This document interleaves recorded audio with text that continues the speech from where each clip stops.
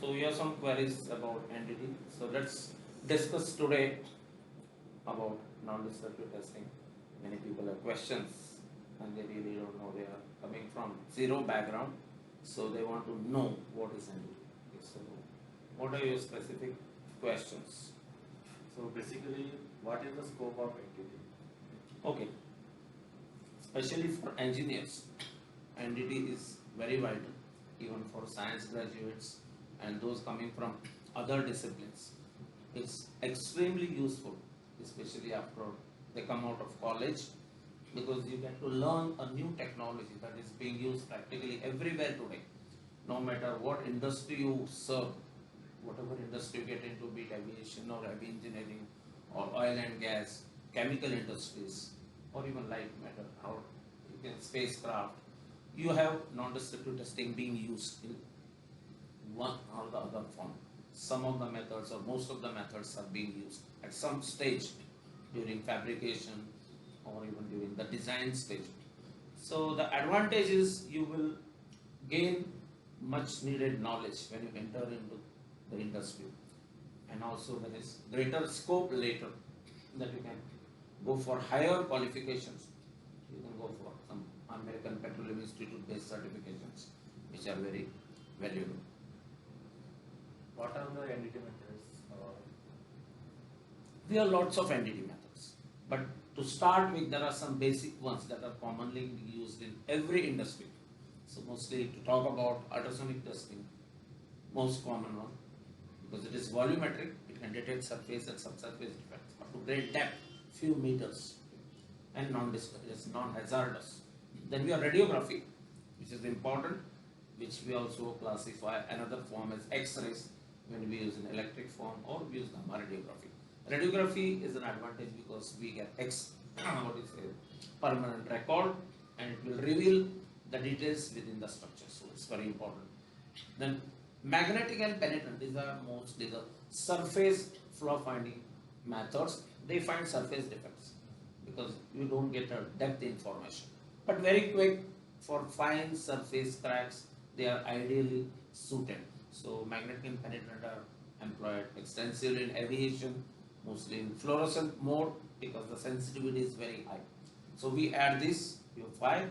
Next important is eddy current, because eddy current is very vital for all conductive material it works. So in aircraft, aviation, we extensively use titanium, aluminum, these alloys. So very fine cracks in the metallic structure, first layer, second layer, third layer. The hardness of the wheel you can test by eddy current. So extensive application in aviation. Oil and gas also use eddy current for tube inspections, very fine cracks you can detect. So eddy current is one. And then is visual. Visual has a lot to learn, all about your eye, all about castings, forgings, entire welding technology, material technology falls under visual. Because visual is the first inspection we do, and then it will proceed with radiography, ultrasonics, and other thing. Even when the mechanical testing is done, first you have to do visual, it must pass visual examination. So I always think engineers must go for these 6 basic methods. They are very useful, they provide the much needed knowledge. Later they can go for more advanced methods like acoustic emission. What are those? Yeah, acoustic emission, very vital, because in instead of scanning, it will directly monitor your structure, because you will leave the probes mounted on the structure and it will monitor the emission. So when the crack grows to a critical size, just before that we take the structure out of service. So acoustic emission is very valuable. And then we have infrared thermography, one of the most popular methods today for condition monitoring is infrared thermography. It's fast, it's quick, non-contact, non-hazardous. It can scan large volumes very accurately. So all you do is map the surface temperature and you can carry out a diagnosis. You can prevent catastrophic failures, especially overheating, because anything when it fails, it gets overheated. So infrared thermography is the best candidate to detect these fine temperature differences across the surface. It will generate a profile and then it will diagnose the condition. That's why we use it in condition monitoring, in preventive and predictive maintenance. Then we have neutron radiography, relatively less used, because you need a neutron reactor, but it has own advantages because it's a specialized method. You can do radiography of radioactive material. Low atomic number material can be radiographed in high atomic number by neutron radiography because neutrons have good cross section for low atomic number material like hydrogen. Hydrogen is the same mass. Hydrogen is proton at the same mass as neutron. So in one collision, it will slow it down to 50%. So thermalized. So neutron radiography is again a specialized one. Then helium mass spectrometallic testing is also very valuable today for most industrial applications where you detect very fine leaks. A leak that can take 6 years, 1 cubic centimeter of air that takes 6 years to leak. That smaller leak you can detect with helium mass spectrometer. So it all depends on the specification that you set. Higher the sensitivity, more money it will cost. But obviously, you have to see your requirement. Don't spend money unnecessarily on sensitive equipment when it is not demanded.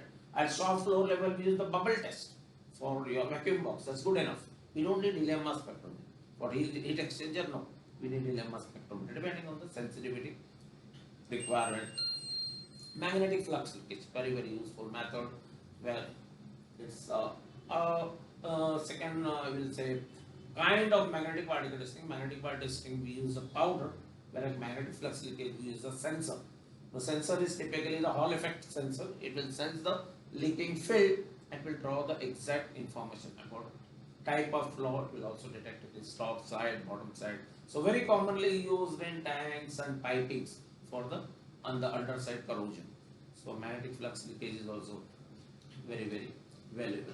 And then your specialized tube inspection techniques with eddy current, near field, RFT, all this acoustic eye. So all these are this thing. Ultrasonic phase direct is also a more advanced technique where with a single probe that will throw your sound at multiple angles. You can know the precise slice of the object in what's called a sector scan. And then you have additionally TOF to complement it. So you can get a complete information about the flow. Much clearer than your conventional UT. Conventional UT you have to scan and then based on echo shape you can just evaluate, well, it could be this kind of defect when you compare it to the calibration block. But in phased array you get clearer information in various scans. So sector scan or D scan and B scan and all that. So initially it's a good start for an engineer to go with 6 basic methods. They are very valuable. Later on, if you go for API certification, that's what I tell engineers, go for API. Now API does need NDT. Even if you go for AWS, which is specialization in welding, it's a good specialization after engineering. When you do NDT and have some industrial experience, you can go for AWS, American Certified Welding Inspector. It's a good specialization for welding. But there again, you need NDT. So it is a prerequisite for whatever courses that you want to do. I don't want engineers to end up as NDT technician. You're not supposed to be NDT technicians, but you are here to guide. But well, you must witness the NDT inspections. You are not attend specialized inspections you do carry out, but there are other things, goals you can set in life, like API certifications. As I said, it's good certification to possess, but you need good deal of experience in industry also. They can choose pressure vessel or tank, like API 653 authorized tank inspector, API 510 authorized pressure vessel inspector, and API 570 very popular, that is authorized piping inspector. So these qualifications also are very useful for engineers to further their career. So how important NDT for fresh engineers? That's what I said. Initially, when you make a start with these 6 basic methods, okay, you take this training from a good institute. Don't just be after certificates, because there are people who call me and they say, well, I need only certificates, I know everything. See, no one will know everything, won't fall from the sky with all the knowledge. You have to learn. There are a lot of things, like people think thermography is just holding the instrument in hand and clicking photos. It isn't that. It is beyond that. There are a lot of things you must understand about the emissivity, the reflected temperature, all these things, the load. So there are so many factors you have to take into consideration when you use thermography. So the same thing applies here also. So you choose this basic 6 methods and start your journey, and later you can specialize into more advanced method. or you can, as I said, go for this ABI certifications, extra. There are a lot of things you can follow later.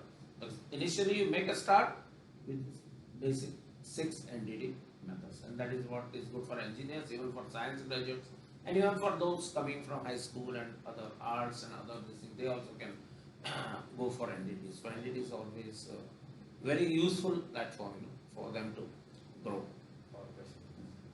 And what about Even experience, when you are fresh, even experienced engineers need that. There are students who come after 8 and 10 years of experience.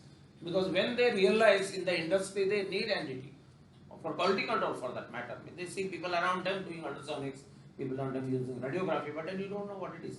So it is good for every engineer. Maybe you are late, there are some people due to lack of awareness, you don't get this trained, you don't have institutes. Nowadays a lot of institutes, mushrooming, honestly I'm telling you, 90% of the institute don't do any training, they are just selling the certificates. My own students, they come to me, they say, sir, I want level 3. I said, what? For what? Just to make money. So this is the thinking today, you know, rather than serving the industry, people want fast income. So they think, well, and level 3 is a very rewarding this, you know, career to make. But it is not that. When you learn, go to a good institute. An institute that covers entire body of knowledge, complete topic, and they have all qualified instructors, latest equipment, state-of-art equipment, everything you have to see. And you can look forward to a very good career later. okay, after certification, what are the NDT opportunities? There are a lot of opportunities in industry. As I said to you, if you are API certified, there is huge demand today as API inspector. They get paid very high rate in dollars on an hourly basis. Even AWS certified welding inspectors for that matter. You can set up your own consultancy. It's also possible because some of the equipment costs very less money. Like ultrasonic machine is not expensive today. Magnetic particle yoke and this penetrant portable cans, they cost nothing. So many students, they set up their own small business. That also you can do. Or even the industry you work, you know, these qualifications will add to your resume. So obviously you will get more knowledge, and also the employer will also reward you through your promotion or whatever, because it does pay off in terms of your day-to-day work or even for realizing your later goals. NDT is very wide. Okay, so that's it for today. Thank you for your kind information. Thanks.